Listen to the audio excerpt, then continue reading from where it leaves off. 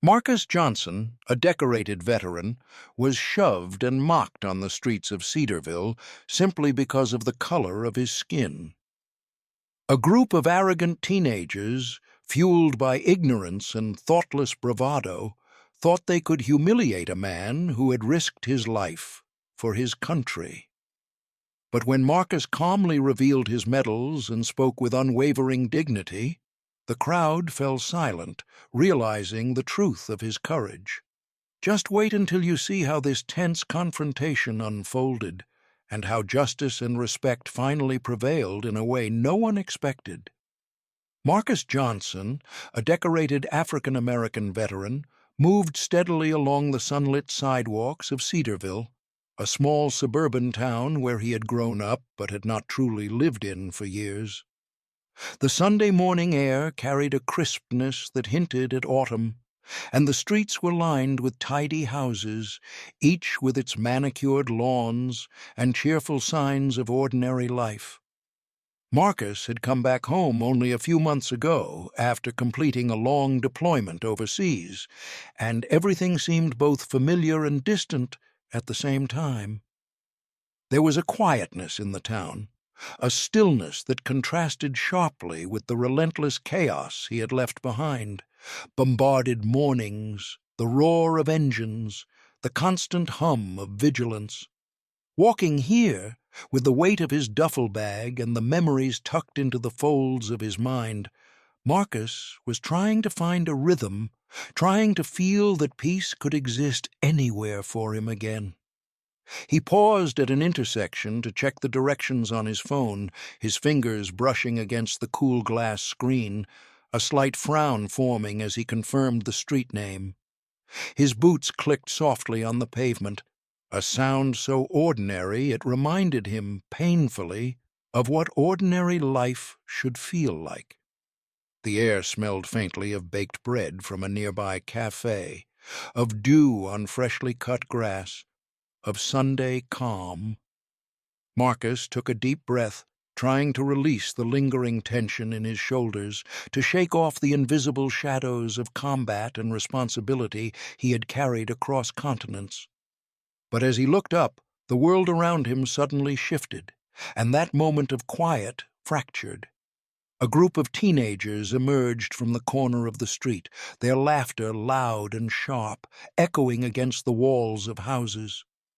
They were carrying the confidence of youth, amplified by the careless recklessness that often comes with too much freedom and not enough understanding. They didn't slow as they passed Marcus. Instead, they moved with a deliberate disregard for his presence. One of them shoved him lightly but intentionally, a mocking grin curling across his face. "Go back where you belong," the boy sneered, loud enough for everyone nearby to hear. The words hit Marcus with the force of something he had not expected to feel on these streets.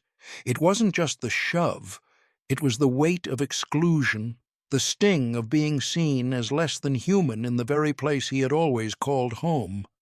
A ripple of laughter followed from the rest of the group, and it was cruelly amplified by the distance and the echo of disbelief. Marcus's chest tightened, and a flare of anger surged through him, hot and immediate. He clenched his fists, feeling the rigidity of his military discipline battling the raw surge of emotion. He looked at the teenagers, their eyes bright with arrogance and thoughtless amusement. It wasn't personal, yet somehow it was everything he had feared. Ignorance dressed in confidence, bold in its unchallenged audacity. Marcus felt the anger deepen, not at just this fleeting moment, but at a broader injustice. A society that celebrated heroes in words and ribbons, yet too often turned a blind eye to their dignity, to the humanity of those who had risked everything. He remembered the medals he had earned, the countless nights spent standing guard, the promises he had kept to his comrades, to himself, and to the country that now allowed such a moment to occur. The laughter and jeers seemed louder now, louder than the morning birds, louder than the gentle rustle of leaves along the sidewalk. Marcus could feel the familiar surge of indignation rise inside him, a familiar twin of pride and frustration. It was anger fueled by betrayal, not by a single act, but by a system, a culture, a society that could let ignorance parade so brazenly on the streets. Yet, beneath that anger, there was also a steely determination, the kind that comes from experience, from having faced real danger and knowing that reactions must be measured. Marcus straightened his back, squared his shoulders, and let his gaze sweep over the group. The fire of anger burned bright, but it was controlled now, focused, the first spark in a storm that had yet to fully come. Even as the teenagers continued their ridicule, Marcus's mind was already calculating, measuring, preparing. He would not be moved, not by shoves, not by words, not by the shallow bravado of those who did not understand the depth of his journey. The anger was alive, and it would not be wasted. It would become the seed of what was to come, the first step in reclaiming respect and reminding those around him of a truth too often overlooked. Courage, honor, and dignity cannot be shaken by mere words or gestures. Marcus stumbled slightly from the push, his boots scraping against the uneven pavement, but he caught himself, planting his feet firmly and drawing in a slow, steadying breath. His jaw tightened as a sharp sting of humiliation swept through him, a feeling that was almost alien in its intensity. He had faced danger in ways most people could never imagine. Storms of gunfire, nights where sleep was impossible, the weight of responsibility for his fellow soldiers pressing down on him like a physical force, and yet here he was, standing in the heart of his own town, being ridiculed by a group of teenagers who could not grasp the meaning of sacrifice. His mind flickered to the battlefield, to the stark, unrelenting heat of sun on desert sand, the shouts and calls of his unit echoing in the distance. He remembered Private Thompson, always the first to volunteer, who had stood shoulder to shoulder with him, who had trusted Marcus with his life. He remembered the fear, the focus, the constant calculation of risk versus survival. Every decision could mean life or death, and yet, in that chaos, there had been honor, and there had been respect earned through action, through courage. Here, though, respect seemed impossible. Here, he was invisible, reduced to a target of thoughtless cruelty. The laughter of the group was sharper now, each tone punctuated with ridicule, each movement exaggerated in mockery. Their confidence fed on his silence, and the quiet he maintained was a mask, a shield against the wave of emotions threatening to spill over. The humiliation pressed down on him, heavier than the gear he had carried in faraway lands, heavier than the weight of medals he had earned and moments he had lived. Marcus's chest tightened as the laughter and sneers continued, a reminder that courage in service did not always translate to recognition or understanding in everyday life. He could see it in their faces: amusement, ignorance, arrogance. The crowd's energy was almost palpable, a pulse that seemed to sync with his own racing thoughts. They had no idea of the trials he had endured, the nights spent staring at the sky and calculating strategies to keep people alive, the invisible scars that followed him home from places the world had long forgotten. And yet, here they were, emboldened by the sheer recklessness of youth, attempting to intimidate someone who had stared death in the face countless times. The incongruity was painful, almost absurd, and it cut deeper than any blow could. Marcus felt the surge of disappointment mingle with the anger from before, creating a new, heavier sensation, a profound, aching pain. It wasn't just about being pushed or about the words thrown at him. It was about the realization that, despite everything he had given, Society's acknowledgment of his value could be so fragile, so conditional. Bravery on the battlefield had been tangible, measured in missions completed and lives saved. Bravery here, on the streets of Cedarville, required a different kind of endurance, a quiet, steadfast resistance to humiliation that had no immediate reward. Each mocking laugh, each crude gesture pressed into him a reminder that the world could be cruel in unexpected ways, and that resilience was not only about physical strength, but about sustaining dignity under relentless pressure.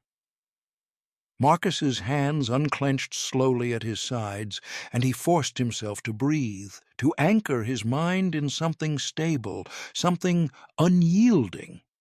He reminded himself that the judgment of the ignorant could not define his worth, that the bravery of the past could coexist with the composure he needed now.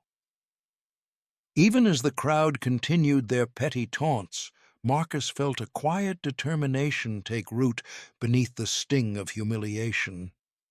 Pain was inevitable in life, unavoidable even, but it was also a crucible, a force that could temper the spirit if one refused to be broken. And Marcus had no intention of breaking. The weight of the moment pressed down, yes, but it also carried with it the seed of something greater, the knowledge that how he responded next would define the course of the encounter, and perhaps leave a mark on those who sought to diminish him. The laughter continued, but Marcus stood still, a calm presence amid the chaos, as he prepared for what would come next. The storm inside him had not passed. It had only grown sharper, more focused, waiting for the moment when it could become strength, clarity, and, ultimately, vindication. Marcus's steps slowed, each footfall deliberate, measured, as if the ground beneath him carried the weight of every memory, every challenge he had faced in his life. The laughter of the teenagers around him was loud, brash, and unrelenting, but he no longer felt the sting of it as sharply as before. Instead, he felt a quiet resolve building within him, a calm, unshakable center beneath the storm of emotion. He stopped completely in the middle of the sidewalk, planting his feet firmly, and slowly turned to face the group. His motion was deliberate, unhurried, commanding in its simplicity. The teens paused mid-laugh, sensing a change in the air, but not yet understanding its meaning. Their eyes followed Marcus's hands as they moved to the zipper of his jacket. The motion was deliberate, almost ceremonial in its clarity, and for a moment, anticipation replaced the derision in their expressions.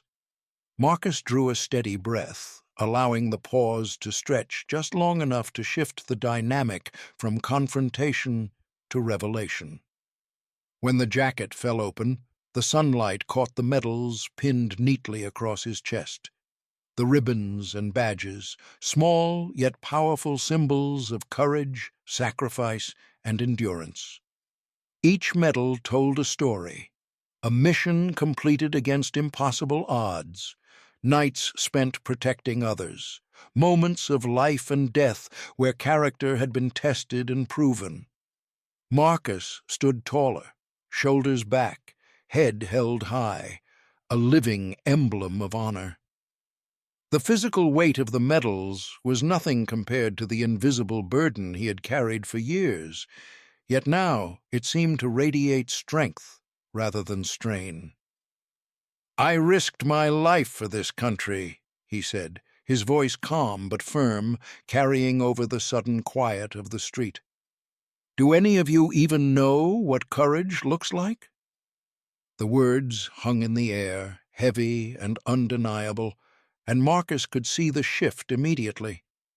The teens' faces lost their arrogance, their smirks faltering as the reality of his statement began to settle.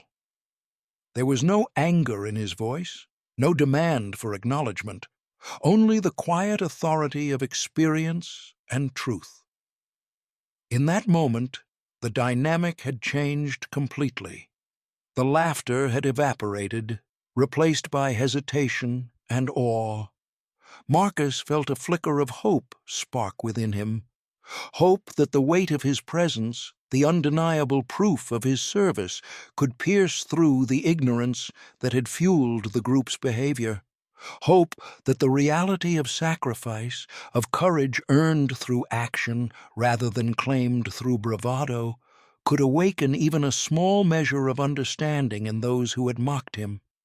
He felt the tension in his chest begin to ease, replaced by the rising confidence that truth and dignity, presented without aggression, could command attention more effectively than any display of anger or retaliation. He noticed subtle changes in the group. One teen's posture slackened, his hands falling to his sides, eyes lowered as if suddenly aware of the magnitude of Marcus's words. Another looked at his friends, uncertainty flickering across his face, the previous bravado fading. Marcus held their gaze without wavering, not as a threat, but as a mirror reflecting the reality they had tried to ignore. That bravery and honor are not measured by insults or intimidation, but by action, integrity, and resilience. The quiet stretched on, and in that stillness, Marcus felt the subtle shift that comes before resolution. Hope was not just about what he had done or what he represented. It was about the possibility that truth could move people, even for a moment, even in a small suburban street. The arrogance and ignorance that had seemed so overwhelming only moments ago were now giving way to pause, reflection, and, perhaps, the first glimmer of respect. For Marcus, hope was no longer abstract. It was tangible, woven into the changed expressions of the group, into the calm steadiness in his own stance, and into the knowledge that dignity could never truly be diminished by laughter or ridicule. He felt a sense of quiet triumph building, not as a victory over others, but as a restoration of his own authority, a reclamation of his place in a world that had too often overlooked what mattered most. In that moment, Marcus stood not only as a veteran, but as a symbol of resilience and truth, the hope he felt radiating outward, touching even those who had tried to diminish him.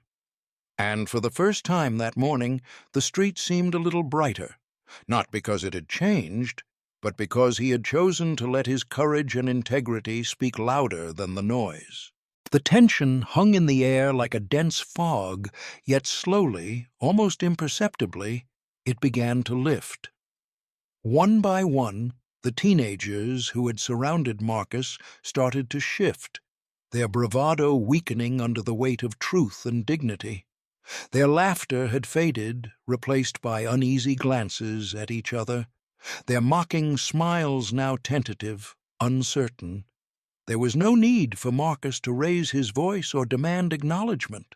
The presence he carried, the silent authority etched in every medal on his chest, spoke far louder than any words could. His stance, calm and unwavering, was itself a lesson, an unspoken demonstration that courage and honor do not bend to ignorance or fear.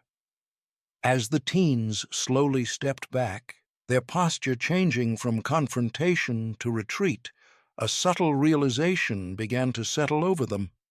They had confronted someone whose strength was not measured in intimidation or loud defiance, but in the quiet, enduring power of service, sacrifice, and self-respect. The arrogance that had filled their eyes and voices just moments ago was replaced by the first stirrings of respect, an acknowledgement of something larger than themselves, something they had not yet fully understood. Marcus remained still, letting the moment breathe, letting the weight of his proof, his lived experiences, his scars, his medals, sink in for everyone present. The group dispersed quietly, their earlier energy now dissipated, leaving the street almost serene in its wake. The normal hum of Sunday life returned slowly, birds calling in the trees, the distant engine of a passing car, the soft rustle of leaves in the breeze.